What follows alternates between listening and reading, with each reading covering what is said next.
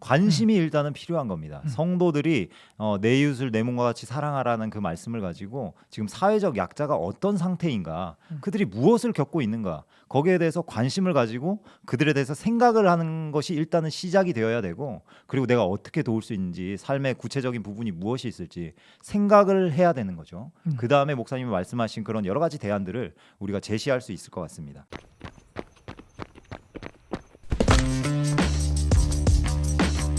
그럼 기독교계 지도자들은 이 문재인 대통령에게 무엇을 감사하고 무슨 바람을 했는지 한번 보시면은, 그럼 기독교계에서는 뭐라고 얘기했을까? 뭐 쭉 나오는데요. 빨간 밑줄만 제가 읽어보겠습니다. 한반도 종전평화 운동에 공감하고 임기 마지막까지 종전선언에 대한 의지를 보여주고 계신 것에 깊이 감사드린다. 요걸 감사한 거죠. 이제 한반도 종전평화, 그러니까 북한의 대치 상황이 우리나라의 이 종전선언에 대해서 의지를 보여준 것에 대해서 교회가 감사했어요. 그리고 거기에 대해서 이제 계속 의지를 가지고 계신 것에 감사와 바람을 표현했어요. 그렇다면 아까 방금 전에 목사님 말씀하신 것처럼 기독교 교계 지도자들이 무엇을 말해야 될지, 어떤 것을 제시해야 될지는 우리가 대안으로서 제시했는데, 사실 이 종전선언에 대해서 그래서 좀 우리가 생각해 볼 필요가 있습니다. 북한과의 대치 상황에 과연 문재인 대통령 이 정치 지도자들이 평화적인 남북한의 관계에서 어떤 기여를 정말로 했는지, 정말로 교계 지도자들이 감사할 만큼 일이 있었는지 기사들이 또 많이 있어요. 예. 보시면 안타깝게도 이런 지금 이게 17일자 기사죠. 뭐냐면 12일자에 이런 오찬 간담회를 통하여서 감사를 드렸는데, 공개된 5일 뒤 그 계속해서 미사일이 계속 날라옵니다. 북한에서 4차 미사일 발사, 미사일이 계속 발사되고 있어요. 그래서 안타깝게도 감사는 했는데 정치 외교적으로 일단 이 부분에 있어서 잘하고 있는 것 같지는 않다라고 보여집니다. 그럼 우리 그리스도인들은 이 북한 문제에 대해서, 종전선언에 대한 의지보다 북한 문제에 대해서 뭐부터 봐야 되나 좀 생각을 해보게 됩니다. 뭘까? 먼저 탈북민이 아닐까 생각돼요. 우리가 먼저 생각해봐야 돼. 어떤 정치 외교적인 측면에서는 그렇게 잘 진행을 하더라도 일단 실패하는 것처럼 보일지라도 그리스도인에게는 먼저 북한 문제에 대해서 생각한다면 탈북민 아니겠습니까? 맞습니다. 그래서 우리가 먼저 이 뭐 종전선언 다 좋은데 지금 현재 북한에 억류돼 있는 자들, 그리고 우리 대한민국 목사님들 중에서 지금 3분이 생사가 확인이 안 되고 있죠.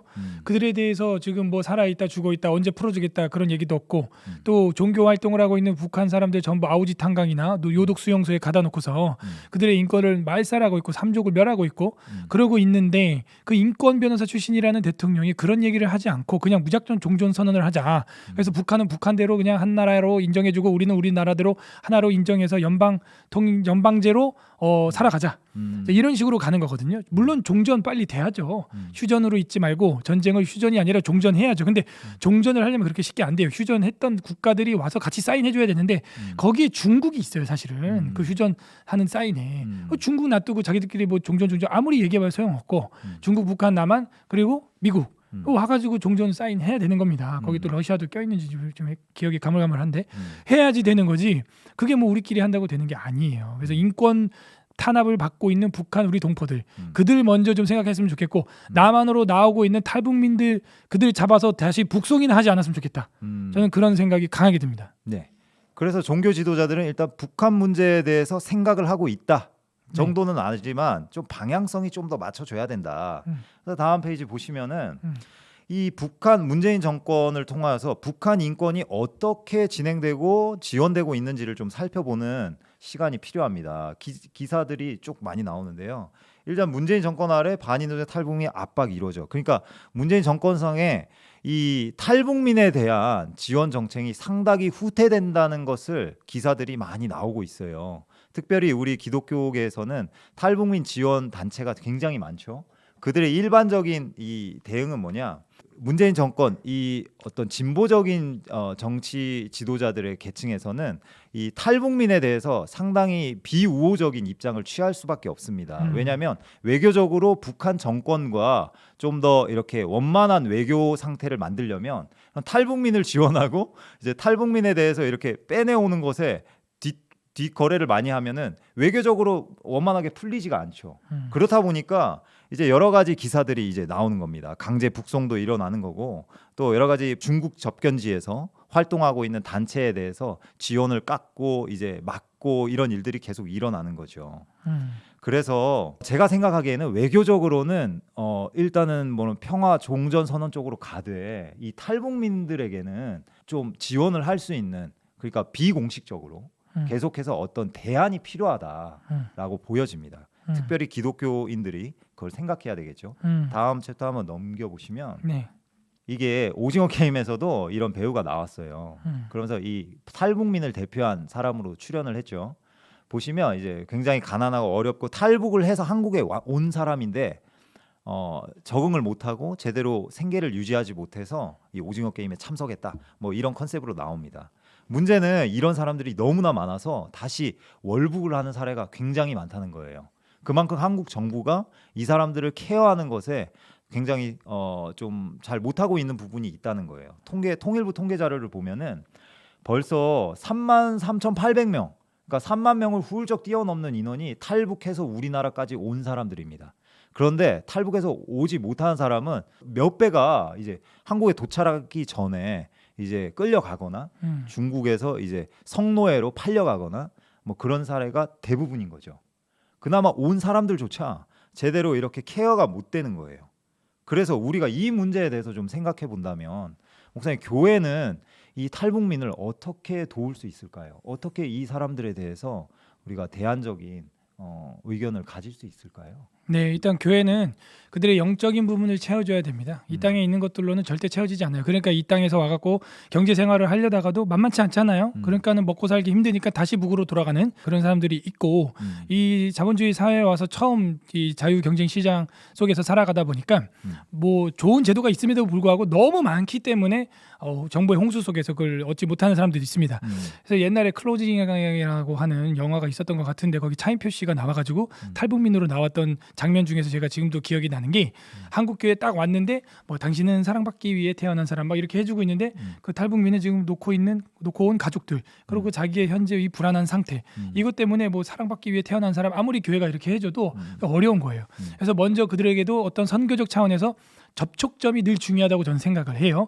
그래서 탈북민들이 이 땅에 오면은 그런 좋은 제도들을 우리가 소개를 쫙 해주고 그리고 살아갈 수 있는 그런 파운데이션을 기반을 가질 수 있도록 도와줘야 됩니다. 제가 우리 교회에서 그런 일을 탈북민은 아니지만 그렇게 하고 있어요. 탈북민 같기도 한데 탈북민은 아니지만 어떻게 하면은 이제 결혼을 할 수가 있고 연애를 하고 아이를 낳고 그리고 어떻게 하면은 뭐 공공주택 뭐 그런 거 다 해봤죠. 예, 예. 지금도 그런 데 네. 살고 있는 걸로 아는데 공공주택 그 공공주택도 내 거 매입으로 이제 그죠? 공공 분양으로 하고 이런 것들을 제가 이렇게 우리 탈북민들에게 이렇게 설명을 해주는 것처럼 그들에게도 우리가 우리나라에서 뿌리 내릴 수 있도록 예. 전혀 모르거든요. 그죠? 맞습니다. 컴퓨터도 처음에 그러잖아요. 예. 모르면 어떻게 끌 줄을 모르지만 알면은 뭐 간단하게 끌 수 있는 거예요. 예. 처음 컴퓨터를 샀을 때 윈도우를 접했을 때 우리가 다 그랬어요. 이거 어떻게 끄는 거지?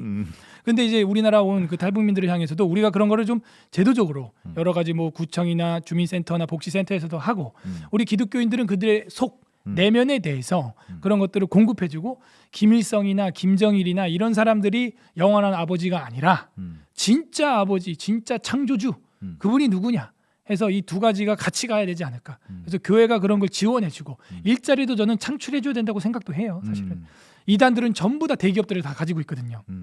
그래서 통일교가 없이는요 자동차 안에 그런 벨트나 이런 부품들이요 그 수입이 안 돼요. 공급이 안 돼요. 수급이 안 돼요. 그런 것처럼 우리 기독교인들도 좀 이런 좋은 일자리들 사도 바울이 텐트 메이커를 해가지고 브리스가와 아굴라를 만난 것처럼 그런 것들을 좀 해주는 것도 좀 나쁘다고 생각 안 합니다. 예. 그래서 우리 교회들이 그런 탈북민들 일자리 창출도 해주고 그들이 살아갈 수 있는 그런 제도들 이런 것도 좀 빠삭하게 알아서 공공임대주택 뭐 등등등 제가 청년들과 신혼부부들에게 소개해줘서 뭐 다 살아가잖아요. 어떻게 해서든 그런 것들이 좀 도움이 절실하게 필요하고 교회가 그런 일들을 하면 너무 좋겠다. 왜? 주민센터보다 더 많으니까. 전국에 뭐 곳곳에 십자가 네온 사인이 켜져 있잖아요. 이런 일들을 우리가 교회 안에 그런 선교팀 안에서 이루어내야 하지 않을까. 그게 너무 미흡하고 무관심하다. 그런 생각이 많이 듭니다. 그죠? 관심이 일단은 필요한 겁니다. 성도들이 내 이웃을 내 몸과 같이 사랑하라는 그 말씀을 가지고 지금 사회적 약자가 어떤 상태인가, 그들이 무엇을 겪고 있는가, 거기에 대해서 관심을 가지고 그들에 대해서 생각을 하는 것이 일단은 시작이 되어야 되고, 그리고 내가 어떻게 도울 수 있는지, 삶의 구체적인 부분이 무엇이 있을지 생각을 해야 되는 거죠. 그 다음에 목사님이 말씀하신 그런 여러 가지 대안들을 우리가 제시할 수 있을 것 같습니다. 맞습니다. 또 한 가지 저의 대안책은 뭐냐?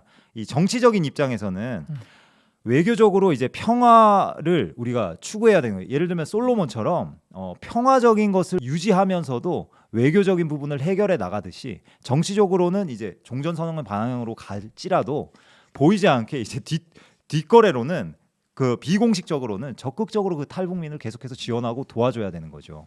그들의 상당수가 지금 매년 이제 탈북을 하고 중국에 가서 엄청나게 노예처럼 팔려가고 이제 성노예로 또 남자들은 그 탄광이나 이런 거로 목재 이제 그런 베는 곳에서 심각한 그 노동 착취를 당하면서 벌목공 지내거든요. 같은 거. 예. 예. 그런 것들을 우리가 관심을 가지고 우리가 생각을 하고 거기에 대해서 어떤 정치적인 발언이 이렇게 나올 때 우리가 지지하는 것들이 우리 교회 안에서 이루어져야 될 것 같아요. 맞습니다. 그거야말로 내 이웃을 내 몸과 같이 사랑하는 거죠. 우리가 지금 주사 피해자들을 위해서 하는 것처럼 네, 맞습니다. 조금은 더 적극적으로 네. 우리 북한 인권에 대해서 그 2천만 국민들에 대해서 우리가 자유를 엑소더스 출애굽할 수 있도록 관심 좀 가져야 되겠다 그런 생각을 하게 됩니다.